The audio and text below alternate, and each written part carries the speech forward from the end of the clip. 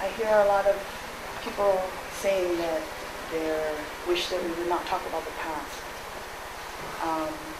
past bad history that the state auditor already evaluated, or the past court cases, federal and state, both of which found in favor of us and found in favor of the protection of Mauna Kea and not in favor of more development.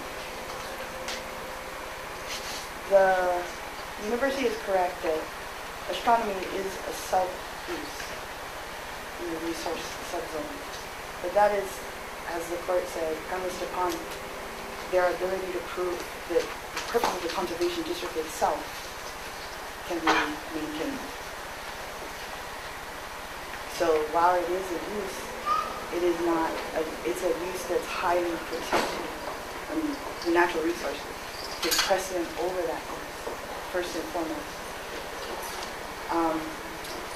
We are testifying before the state's Board of Land and Natural Resources, not the state's Board of Economics. So the purpose of this body is to uphold conservation and not necessarily whether there's economic gain or not. There are zones all over the archipelago that allow for industrialization and enterprise. But there are also places like Mauna Kea, which are conservation districts. Now, when people say that we should let go of the past, what they're not recognizing is that the past is relevant because it exists in the present. So I, as a practitioner, my rights are impacted when my ahu is taken down for the 7th time, as it is down now. Who takes that down? The university. It was taken originally to the Hilo Dam, where I found it, my family, Oahu. So it's gone permanently now. The Oahu that replaced it for the 3rd time belonged to Auntie Io. That one is gone too.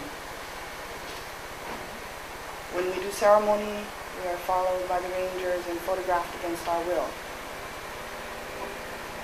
One of our big issues is that access be given to the holy site. And so we do not agree with any plans to regulate access.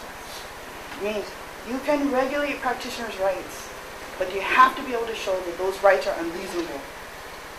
Now, while there are signs that say you must not disturb the landscape, don't build ahu, don't do this,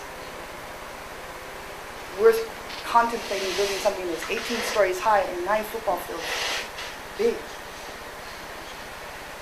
So the traditions of Mauna Kea, when I hear a Malahini come up and say it is not desecration,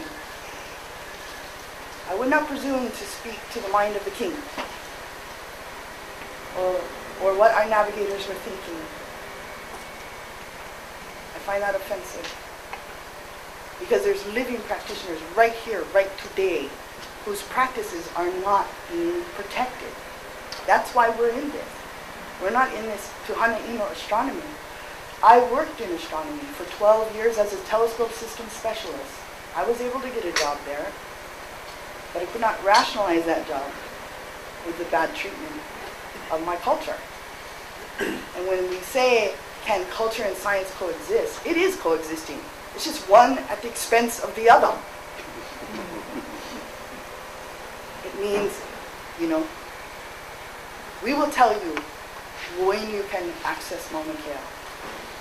And all of this management structure they have is basically the university. This is not the practitioners involved in this management. There are Hawaiians, and that's fine, and they may be practitioners. Some are practitioners in Mauna Kea, and some are not. And they acknowledge that.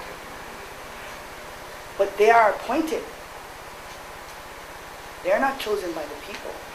Being a practitioner, being a kahu, is a socio-religious identification made by the people, not by a government. So those are my corrections to the record. When the staff says that the environment will be protected, how can the staff say that?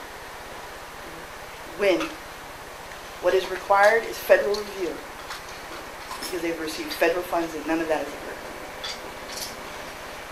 When they say the cultural resources are going to be protected, why are all of us over here as practitioners saying it's not? When people get up and say, this plan will protect cultural and it will protect environment, are they planners? Are they natural resource protection people? Are they practitioners? These are the questions that you have to look at and consider and weigh that testimony. Approving a permit, there's no requirement that it be an economic permit. So let me just finish. Last thing I want to talk about is just procedure, okay? We've asked for a contested case hearing. You guys all know that. But what we understand, and this is the pala that came to me, it said you will be considering approval of the permit, the CDOA, the contested case hearing request, hours, and also granting the chair the right to appoint hearing officer for a contested case hearing. Now, the procedural problem here is that a contested case hearing has to go before permit approval. At least it does, that's the way it works in the rules. And the reason is because contested case hearing is to make sure that citizens like us that have standing don't have to go into court. So the contested case hearing is the process whereby we are allowed to present facts and information to the decision makers, to you folks, via the hearing process, so that you can make an informed decision. But if you make the decision before, like if it gets approved today, then you grant the contested case hearing, there's no point, and it will force us into two battlefields, into two courts. You understand? Because we'll have to go in the contested case hearing, but then we're going to have to address the permit itself. Because the one major thing you guys got to look at is just the 8 criteria. This project will have significant impact. It's admitted in their own documents. And how do you fulfill that? The 8 criteria is, and not or, right? You got to fulfill all, not just, 1 or 2. So what I'm asking you guys is to consider that we don't put process B before process A. It's equivalent to a judge ruling before he has the evidence.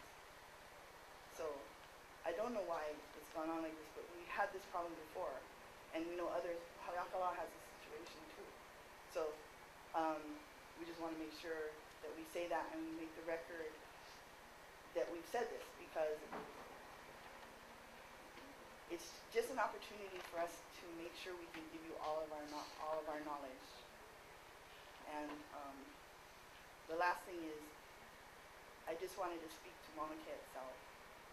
For those who, the traditions on Mauna Kea give the king the right to rule.